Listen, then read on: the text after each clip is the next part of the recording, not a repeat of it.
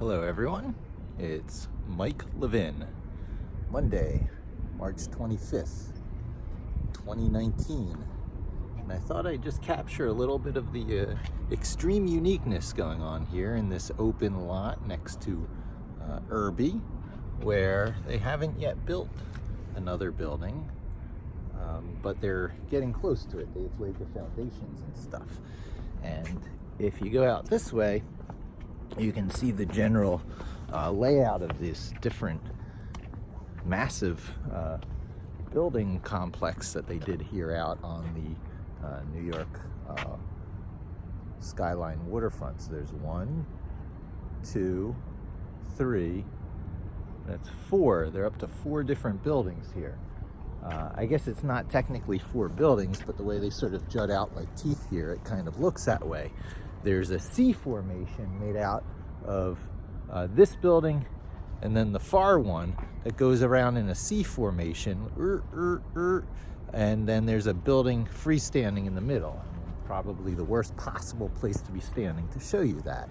But, you know, there's this one and this one that are connected, going around with a C formation in the back, and then there's this one in the middle that's freestanding, and in between here is the pool, and in between here is the farm. It's rooftop farming because there's a parking lot underneath, and it's one of these pilot programs to see if rooftop farming is a good solution for runoff in the city.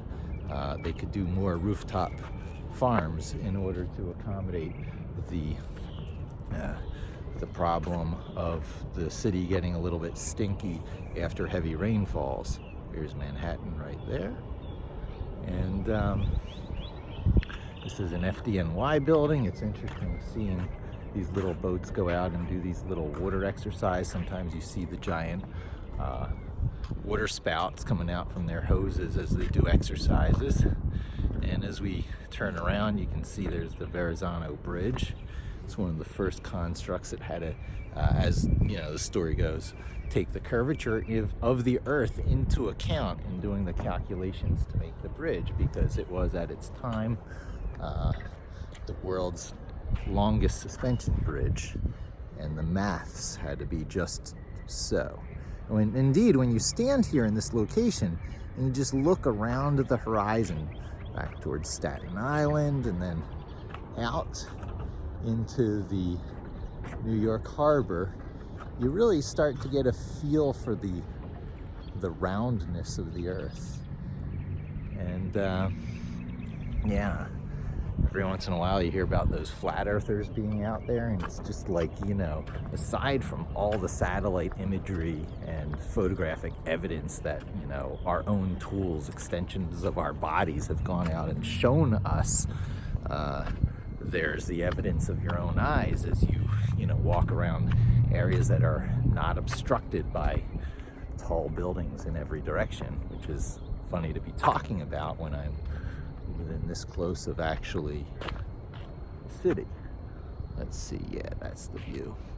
So this video now is really quite open-ended. I'm out just taking a walk to pick up some food instead of on the commute where I would do these all these videos religiously, because I had this time slot that was unfilled in any other way. I mean, it's fun to just look around and observe and, you know, to be alive and stuff, but it's also fun to put it to work, you know, media-wise, when you have all these thoughts running through your head and you don't really believe in editing so much, and it's more fulfilling a video journal role where, you know, I really don't care, although, you know, as time goes on I care more, but I certainly got started not really caring whether anyone was tuning into this stuff because, you know, I'm in the field of search engine optimization, SEO, where you just have to keep your hat in the ring. You know, you got to keep yourself in the game on a whole bunch of different fronts just so that you can speak intelligently about them when they come up. And YouTube video optimization has always been one of those things because, you know, YouTube is really such a arbitrator of video audience. I don't even know what words go on this stuff so much anymore. But definitely You know, the times they are changing, and what we used to call in my day channels have changed, because you would assume everyone was talking about television channels, but now with the internet and apps, mobile apps, there are so many potential channels, and things that exist as mobile apps do often have desktop browser or, you know, Roku, 10 feet away user interfaces, and some of these things just seem to flow seamlessly from the mobile experience all the way to the 10 feet away television experience. So that's mighty impressive that technology has become so, there's been questions, is it mobile friendly, mobile first? But it's not really. Netflix likes to point out that the client player decisions is so platform based that what seems seamless to us as consumers, and we get pissed off because of inconsistencies of user interfaces between platforms, are miracles that they're pulling it off so as well as they are in the first place. And far be it for us to be seeking that next generation level of user interface experiences that have come to other perhaps apps by this time. But you see Netflix dealing with that, and there's been a whole round of upgrades of user interfaces, I guess also on Hulu and across the board, on things just striving to be more natural user interfaces, solving the problem of search for video and television, and overall time spent in front of screen experience. And these different things competing to be that are themselves channels, but within them they have further channels, because it's not a single stream. It's not the broadcast model like it used to be in my day, but rather something more like, just a narrowing of selection and increasingly refinable search criteria. First you choose the platform like YouTube or Netflix, and then you choose the hardware of the platform like iPad or television or smartphone, and then you choose the third level, which is, I guess it's software toolbox. It's your tool set on that platform, which of course for Apple is quite restricted to things like Objective-C and Swift. And for mobile, or non-Apple mobile, which is mostly a Java world, interestingly and unfortunately in my opinion, it's certainly not a Python world yet, which is where all my attention is going, but it is more and more a JavaScript world, because web native first is a very popular thing for good reason. Things like the HTML5 specification means everyone can agree upon what's supposed to work and what isn't, what the technical specifications for a hardware platform are. So if you target HTML5, you're targeting a fair amount of things and making the nuanced improvements on different form factor platforms that have relatively similar capabilities. Otherwise, it's simplified. So as much as I hate to say it, you can never go wrong with JavaScript. It's a good place to root yourself, except you will have a uniquely high dependency on the library du jour, so you'll be constantly relearning, stretching and exercising your muscle memory just to keep pace with the rest of the world, whereas on Python, they're on version 3.7, and it's 2019 and it's been out for like 20 some years, version 3.7. So you can see the Python community, at least in the way it projects itself to the world, does not like to be seen as a fast moving organization, even though it's free and open source software. You are not particularly nor excessively aligning yourself with any particular corporate,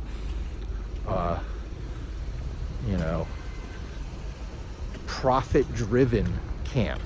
Okay, it's not Microsoft, and no matter how good Microsoft's latest visual editor is, and I hear great things about it, and then I have it installed on my machine. I have its icon left out on my toolbar. I'll start to screencast from my Microsoft Surface Book 2, I guess Pro, I don't know, but it's awesome, this portfolio style laptop, as much as I've hated Microsoft over the years and blamed it as one of the key reasons for a stagnation in technology after the Amiga, but before mobile, has come around and pulled out quite a remarkable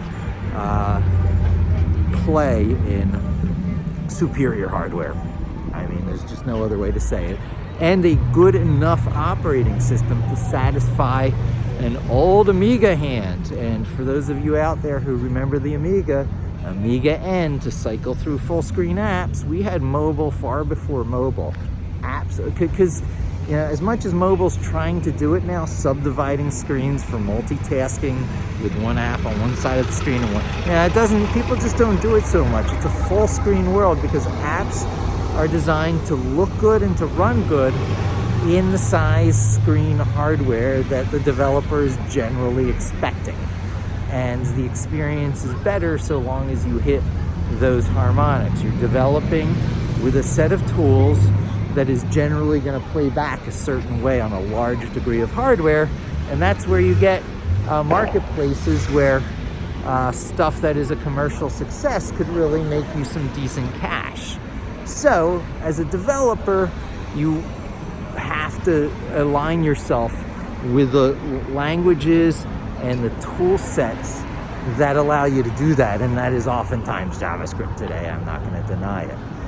And I myself am at a point where I really do feel I'm going to be taking up JavaScript directly through NodeJS for the sake of the Puppeteer library.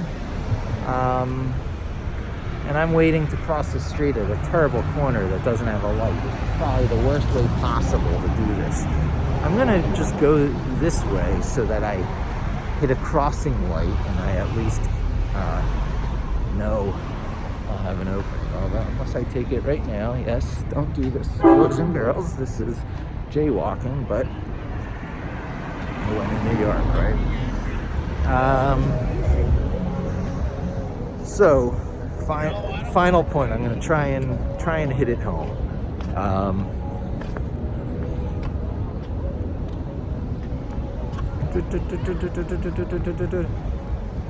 Let's see.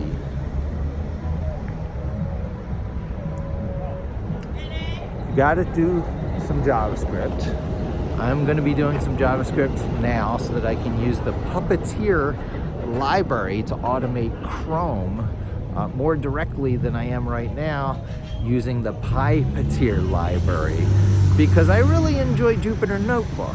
Running Python code in Jupyter Notebook has something special about it that even gets an old school Vim guy like me to write my Python code in a web browser, and I would never thought I'd be saying that. That's like totally the opposite of me. I'm the guy who, like, you're looking over his shoulders where, like in the movie, you know, War Games, it's just your fingers are flying real fast and someone's trying to follow what you're doing, and it's all just muscle memory, and you have, you know, things are never going to change. So long as you're using a relatively modern keyboard, and you know, a Unix-like operating system, you're going to be able to pull up Vim and certain other things that are common in the tool chain and just plow through your work and just work like you have telepathic control of that machine. And it's a really wonderful feeling. Windows 10 plays into this by giving you these virtual screens on a ribbon left and right, just like Macs do, and it's pretty good on the Mac. But on the Mac, to get the feeling, you use a 2 or 3 finger swoosh left or right on a trackpad. On Windows, and it took me a while to get used to it, it's the Windows key and I guess Control or one of those keys and the left and right arrow keys, and it is the perfectly right timed smooth transition from screen to screen. So you can move left and right and have multiple text windows open. And then these text windows in the old school type-in user interface, you're usually using it to run Vim, sometimes some other things. When it's not Vim, it's usually Git. And when it's not Git, it's Vim again, editing files for a Linux operating system and occasionally triggering off a command that'll stop and start services, and that's pretty much it. That's a data master's world. You do as few things as possible that will incur expensive tech liabilities, because no one likes to keep long-running databases that are accumulating things and making it forever cost more and have more intensive maintenance costs to keep running. So you try and get things that have clear beginnings and ends and current state of data, a snapshot, a report. You're generating reports and dropping them more often than not into Google Sheets, because why not? And, you know, you can store a little bit of data in Google Sheets, but you don't want to store big, like, warehouses of data, no matter how much you think it's going to be valuable later on, because, again, why? Are you really going to use it? So try and use APIs in such a way that you requery everything you need beginning to end every time you call it. And I know a lot of DBAs are going to be like, oh, but all you're doing is shifting complexity, expenses around. Oftentimes you pay for it again against the hardware and the calculating costs, and the vendor that you're paying for services to do the long-term storage of the types of data you require to make that report. And very rarely should there be things that you have to save exactly like that, because you're going to only be the only ever source of that again. You should have good contracts for long-term accessibility to the data you use to make your reports today. And yeah, there's dependencies, but that's life. Life is full of dependencies. What are you going to do? So with that small trade-off, you now are once again something you can call a master, because you control everything involved in doing it from beginning to end. You know, theoretically, you could build the servers you use to run your code on, but more often than not, you're going to be running your code on just some cloud server somewhere, and it's arbitrary. I tend to use Amazon ones, and if you're using Amazon, you can use the Bodo library to automate your management of your cloud resources, and there's certainly some career advantage in that, saying I'm an Amazon guy and I know the Bodo and I manage cloud resources, and I have scripts running to auto allocate more resources if there's the need for it, and to scale down what's being used during slow time. So that's a whole career in itself, and I tend to just do generic Linux, things you can do on a fresh local install of Linux. That's what I do. And there's a certain amount of scheduling you can do in that, but you can certainly hit APIs and services all around the world to knit together reports that drop, reports into Google Docs and keep people very well informed of a broad variety of things. So in the sense that I was once a webmaster, I have repurposed my skills lately to be a data master, to do this kind of just general stuff. There's so much specialization going on in the world. I don't want to be a cog within a wheel within a cog within a wheel. I would rather just control something soup to nuts myself. If something goes wrong, it's me on the line. But generally, you stay to the same central average set of things you're doing sufficiently to know that your automations are going to run stable. And that's it. That's the end of my message. It's coming up on 20 minutes. I've been here in front of the pizza place for probably half of that. And it's time for me to get my pizza order in and to say, hey, thanks for joining me. Hope to see you again soon. And should I just go back to a ponytail, or should I leave it like this? I don't know. Hope to see you again soon, and don't forget to subscribe.